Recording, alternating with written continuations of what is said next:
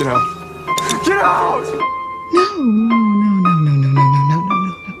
Now sink into the floor. Wait. Sink. Now you're in the sunken place. What's up, brownies? I'm coming to you straight from the sick and shut in list just to give you a refresher / follow-up and to keep you on your toes to let you know that I have not forgotten about the whole Color Purple, Love and Marriage Huntsville thing that I wanted to do, that mashup. But I'm glad that I waited now because it's going to go a bit further than I anticipated. And it's going to focus on how deep we are in the sunken place and how far down we went on this rabbit hole and how off course we got blaming Oprah for all of the woes with the color purple, and how Black women in particular don't know how bad they hurt themselves in not supporting this movie. But just to give you a reminder of what I've already talked about, especially for the people who don't watch the videos in its entirety, let me show you these refresher clips. Even though it is the OWN network, she doesn't own as much of it as you all think. She has had to continuously sell parts of it off and have a smaller and smaller share of her own network over the years just to keep it afloat. She was betting the house on the color purple. So now the person that was supposed to be responsible for the new era of positive Black representation is actually the one that's being blamed for the downfall of everything that happened on the color purple, which one, makes no sense, and two, I might have to do its own separate video about.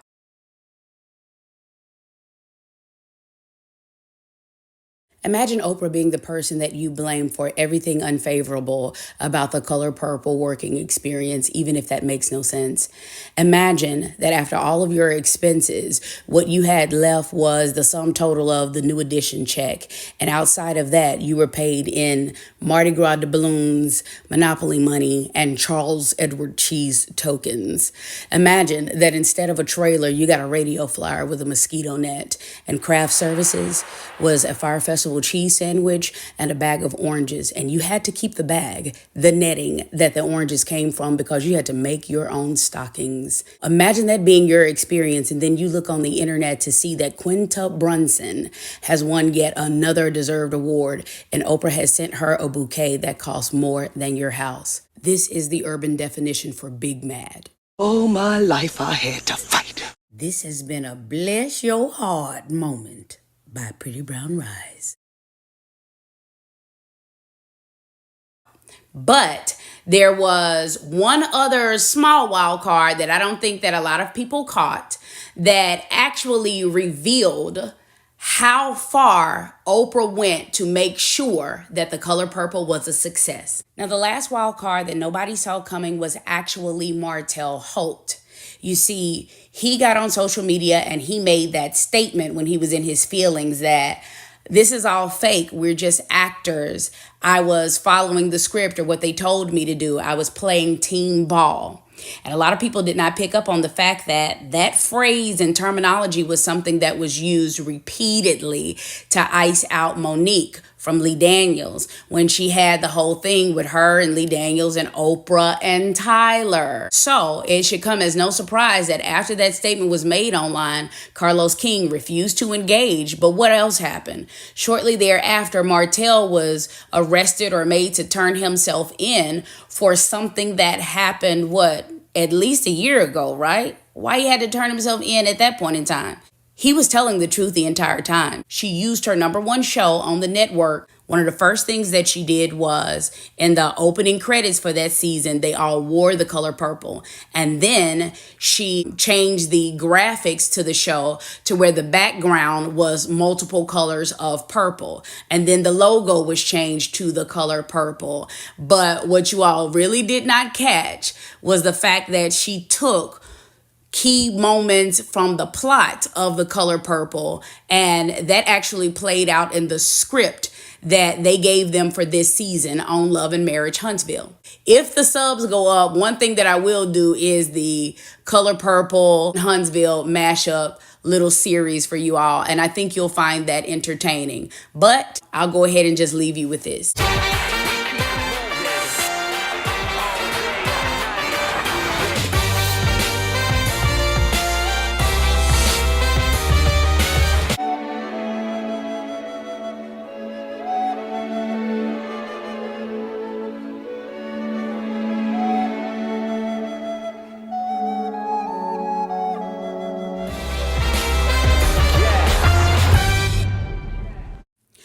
Okay, so I hope that you enjoyed those reminders. I apologize if I'm just leaving some of my mistakes in and not doing a lot of editing here because, like I said, I'm in chronic pain and I'm doing the best that I can to keep up with my commitment to post at least once a day for every single day of this new year. But I have to be honest about something.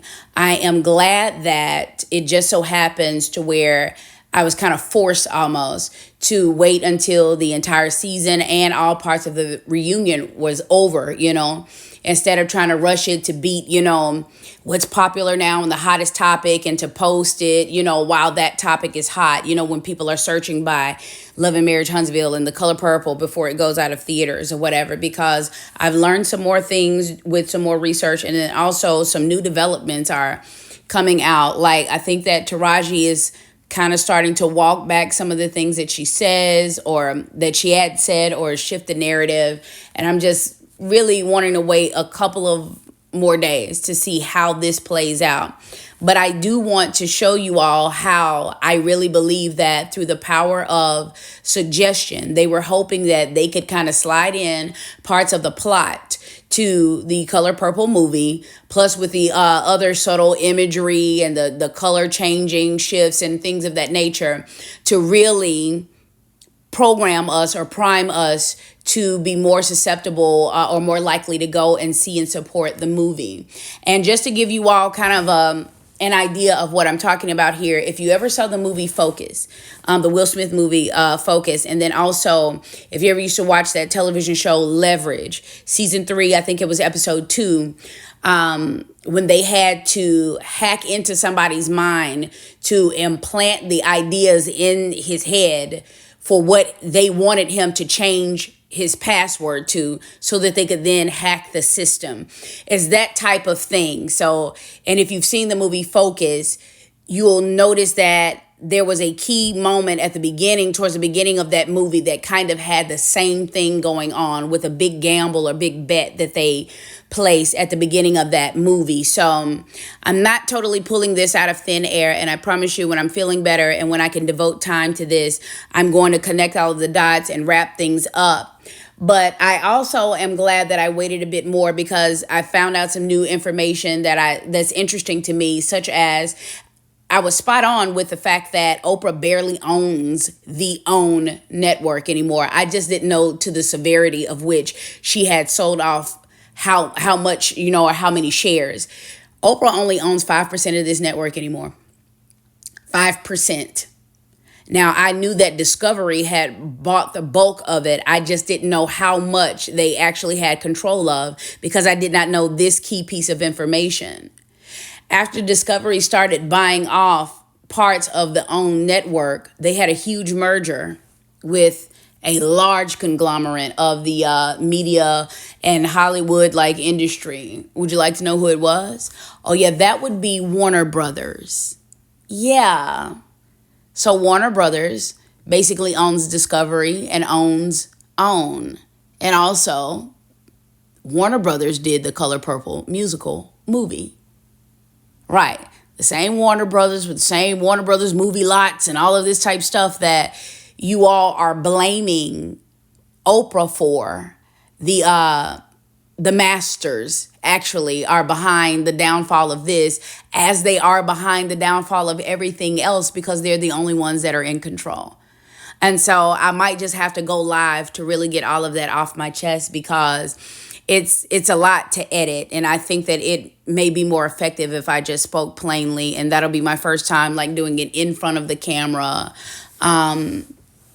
video. So if that's something that you're interested in, go ahead and subscribe and support. You can do a super thanks, or you can, scan the barcode or go directly to prettybrownroz.com and hit that support tab and support me directly. Otherwise, just hit subscribe or check on back in with the channel and, for tomorrow and the following days to come to see when I really delve into how deep this rabbit hole goes with Oprah and the Color Purple and all of the things that we missed, including how we did ourselves such a huge disservice by allowing the same old people to use us as pawns to become crabs, to fight against each other and blame each other and blame a black woman and tear her down for something that it takes very little thought to know that it doesn't even make sense to hold her responsible for everything that happened with this movie, especially when out of Taraji's own mouth, two things specifically. One thing, she never blamed Oprah or called Oprah's name. And number two is what they said was when they were having trouble with the people who were actually running the movie, they contacted Oprah to run interference. Hey, we don't have, like, is something wrong with the trailers? Is something wrong with, we don't have the cars to get to set? It was actually Oprah that they called to fix it. And this is out of the main actress's mouths. So why she and she alone is being blamed for things, it's baffling to me. But guys, listen, I'm in pain. I'm sorry this isn't as polished and as edited and so forth and so on. But I promise you, when I really get into this, it's going to be very informative and something that you'll enjoy. So please subscribe and stay tuned. So you